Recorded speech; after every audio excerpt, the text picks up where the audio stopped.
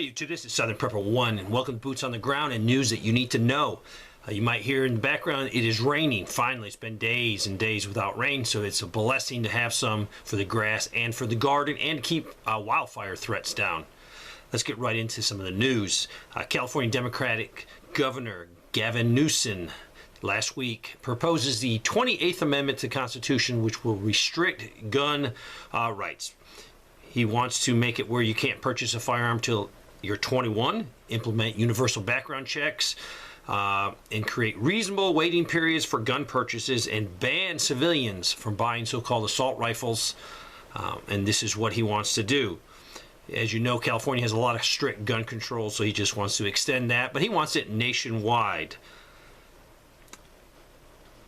This is an email I received. I'm going to not include everything in it because I want to protect this person's identity, be it a he or a she. I work at a refugee center as this position in New York. They turned a former prison called Lincoln Correctional Facility on 110th Street that is now housing 500 plus men. There are 9 floors. The men sleep on cots spaced around 2 feet apart with no lockers. They get fed breakfast, lunch, and dinner, good food too, and snacks. They have a place to shower and stay clean. The men are all under the age of about 50. They're all strong and able-bodied. Many come from South America, some covered in MS-13 or gang tattoos. They're also from the Middle East, China, Eastern Europe, Western Africa. Many men are not working and are idle and are collecting benefits from the government. It's really shameful. Some go across the street to Central Park or drink or smoke weed. They also harass women. No one can confirm whether they have been vetted for infectious diseases such as TB, hepatitis B, parasites, HIV, and other things not common in the U.S. So for my safety, I am quitting. He also or she also said they're opening a hangar at JFK to place 500 cots there, all for men. This is information from the Port of Seattle.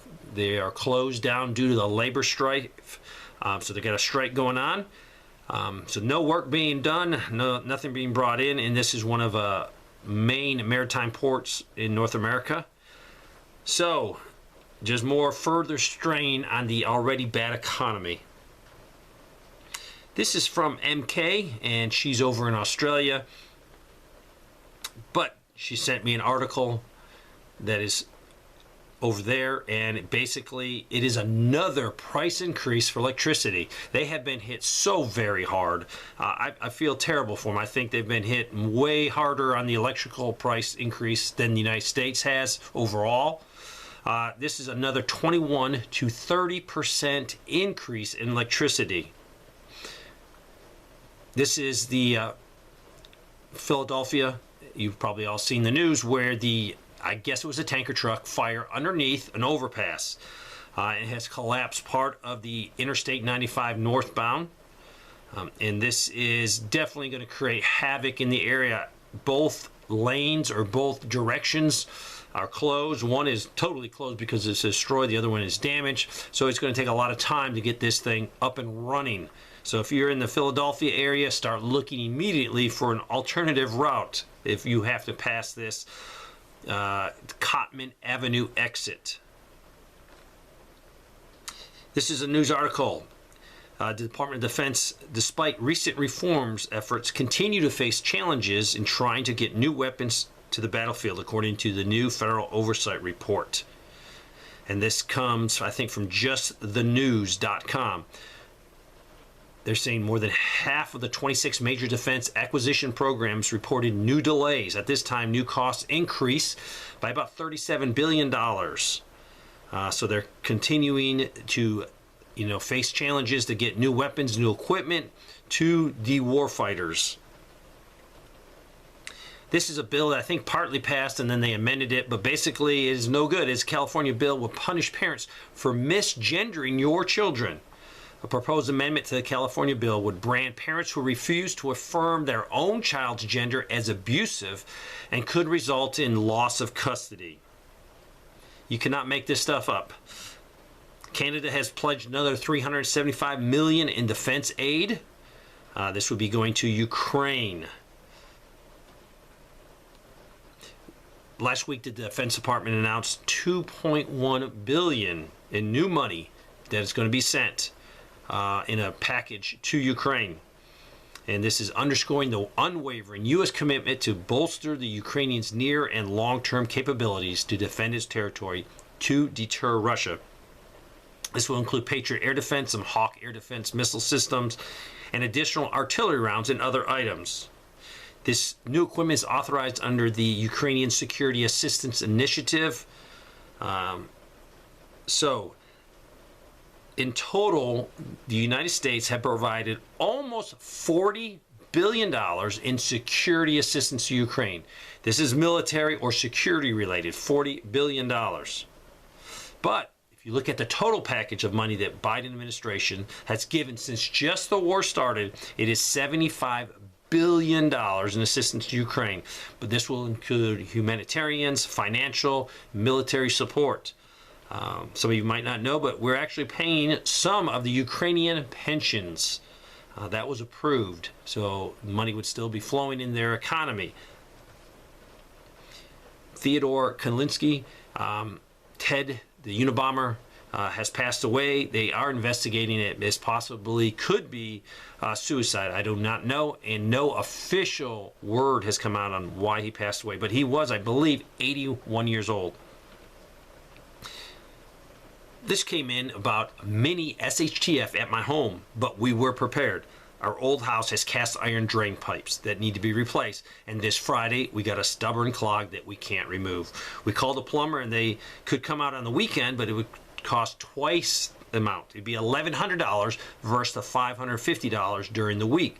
So we choose the cheaper option, are practicing living without drains this weekend. We dug out the 5-gallon buckets and the bucket toilet seat and the pelletized animal bedding. I guess when it gets damp, it breaks up into sawdust. So they're doing dishes, they're doing a lot of work, not putting any water down their drain, so they could wait till at least Monday and then get the plumber there, so it will only be half the amount. They're saying that they're learning a lot. So I challenge you, don't wait for you to have an actual disaster to test out your preps. Test them any day you have time to see how your preps are working, because you will make adjustments. And this is the time to make adjustments where you still have the grocery stores, where you still have Walmart and Amazon and anywhere else you need to buy certain supplies to make your life a little bit better. George Soros is handing his son Alex the control of his $25 billion empire. And this is from Breitbart. There looks like that his son is even more political, more left-leaning. So does not look good for the constitutional good Republicans, or really any American.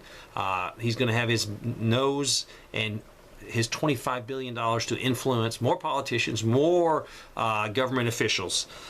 It has been reported that he has visited, and this would be his son, the White House 14 times in just over a year.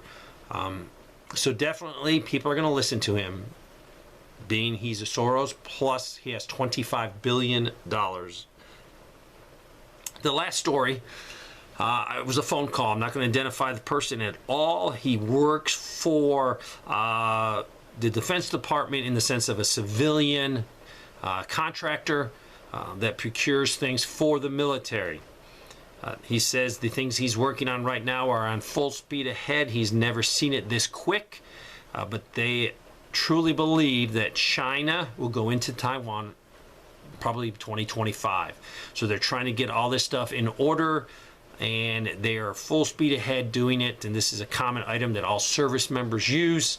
I don't want to identify it just because it might point back to him indirectly. So he has never seen it like this. So pray, keep prepping. Thanks for watching.